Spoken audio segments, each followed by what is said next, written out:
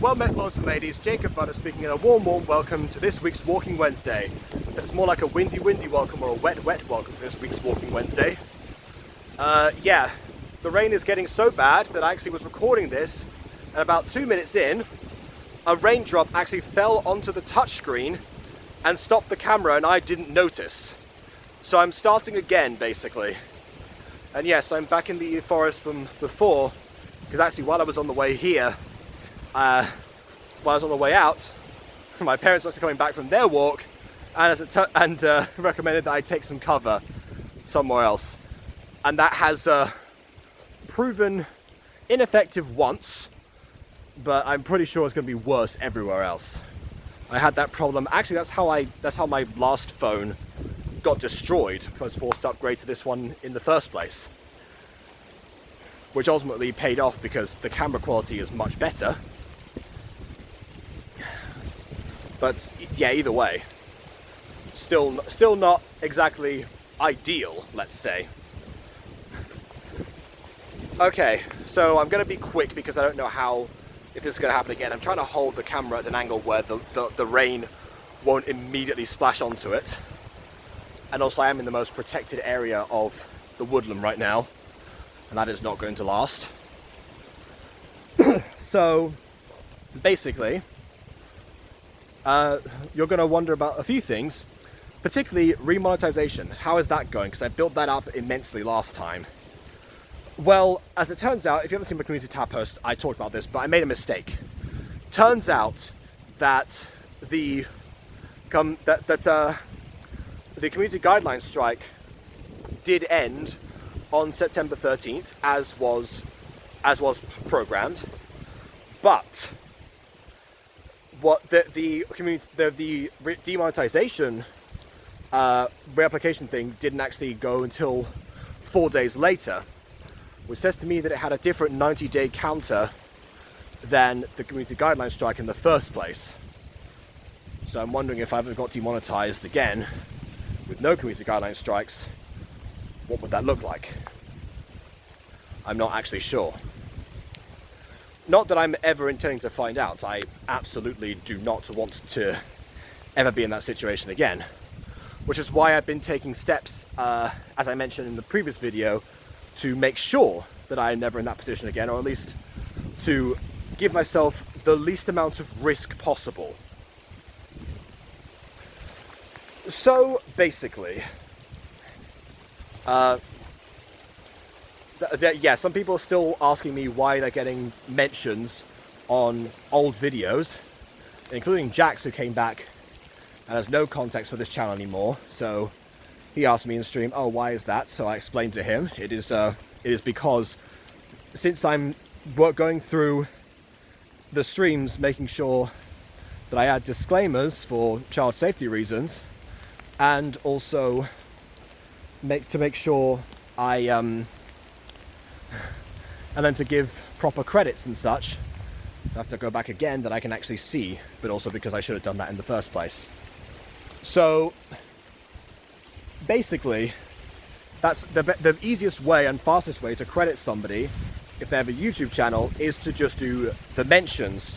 You can @ their YouTube handle, it will autocomplete, people can click on that, and it doesn't take up a lot of space in the description either. And that is hugely beneficial, for me at least. For them, maybe not so much. Yep, here's the rain again. But yeah, so that's why people have been, especially the ones who are like frequent to the channel, they were a bit confused at the start, but that's what I've been doing while the reapplication goes by. So I have something to work on. And speaking of stuff to work on, yeah, there's I mentioned this before, but we've got a little bit of like a new project we want to like launch whenever Gacha Life 2 is ready. We can actually produce it. So we're doing characters and scripting and a bunch of stuff for that. Maybe I'll actually get the audio sent in first, because that's kind of what I did for the Mutant Girl Season 2 Episode 4, because that was the first Gacha Club one.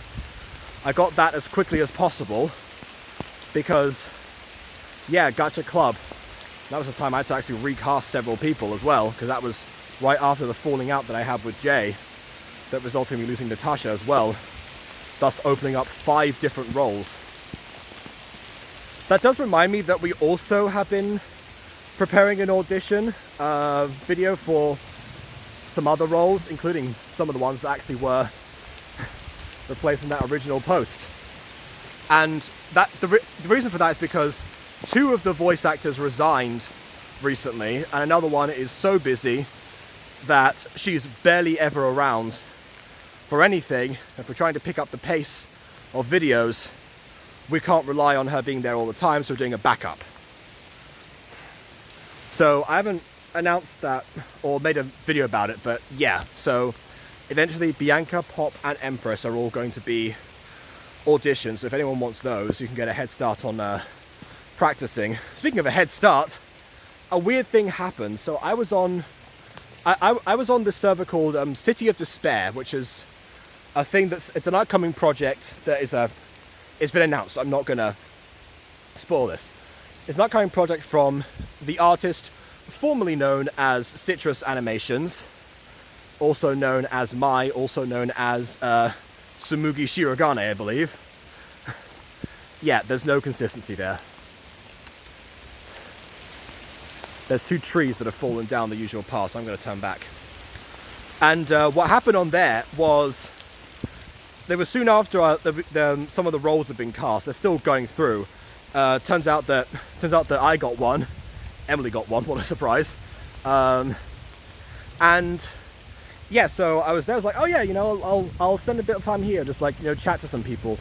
I think there was like some concern because I don't remember exactly how this got brought up, but I think it was the hope that the people saying that hopefully this won't get cancelled or something, or maybe there was like the struggle of trying to be inspired to do a voice actor series in the first place, which is what happened with Maya 2.0, aka Citrus, Tsumugi, all those people. Yeah.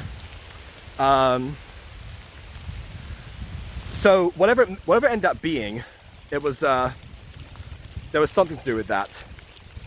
And so I know I just casually mentioned, because like as a director of voice acted gacha, I have a lot of input on that kind of thing, and I do say, you know, that people at least have that kind of guarantee with some of my stuff. You know, like really casual line, not trying to self-promote or anything. I don't mention any series by name on purpose because I didn't recall in that instant the rules about self-promotion. I'm pretty sure there's a self-promo like place anyway on there. There usually is on Discord. People don't use Discord. Most Discord servers have a self-promote area, so specifically so people don't spam, you know, hey, check out this thing that I'm doing, or, you know, this thing that I'm in, or something, or this social media, whatever it might be. A dedicated area that can be easily ignored if one is not inclined to investigate. But in this case, yeah, so I was trying to be as vague as possible, to say like, oh yeah, you know, I do stuff, but this is like, I'm just saying this to bring up why this is relevant to me and what input I can give in this situation. And then almost at once someone said, hey, I would love to voice in your stuff. Okay, great. I'm glad. Yeah, like I was trying to play it off really cool because again I hadn't cleared this fight. I mean, like the server owner and I are friends, of course, but like that's not the point. Like still, out of principle, you don't do that. So I was like, okay, I won't mention this here, like in the server, but I can DM you. And so I sent a friend request and actually did start DMing, and then another person says the same thing. Yeah, so suddenly I had 2 people like that I was DMing in the moment that I had just met that were uber keen to start voice acting in something for an audition that I hadn't yet prepared. So I was there scrambling to find like, okay, here's like the examples, because it's all like replacements and backups and stuff. So here's the example of what they sound like normally. Like going through different videos trying to find the best examples that I can actually give. And yeah. it was it was pretty intense. Like, and then it was like, this is also, I forgot to mention this. This was like at 4 or 5 in the morning by the time that I was done with this stuff. So I was shattered. And they of course don't know me. They don't know what my time zone is. They don't know that I was like desperately trying to get to sleep by this point. So basically, there I was. And again, I have still yet to send them the lines because I forgot to finish that off, because then you start with the other project, had other plans the next day, other writing sessions that were supposed to go on, and not to mention another idea that for something Buttercourt related that Emily came up with that I'm not going to ruin yet because we're still working on that, again, somewhat slowly. Yeah, so I just have not had the chance. So yeah, I'm going to probably record that audition video today, most likely anyway, just so I can actually finally, after like several days, send that over to them and have that, you know, be made. And then again, I haven't actually done a call-in for, oh wait, no, we did do a call-in for those lines, yeah. Although now I think about it, some people might have actually sent in some lines for other stuff. Like Miller, before leaving, recorded the episode 6 remake lines, which of course I don't ever start producing the remake videos until January. So because I like to try and focus the rest of the time on like other stuff and other projects, so it's not just all you know, like rehashed stuff from the Mutant Girl that people have seen already.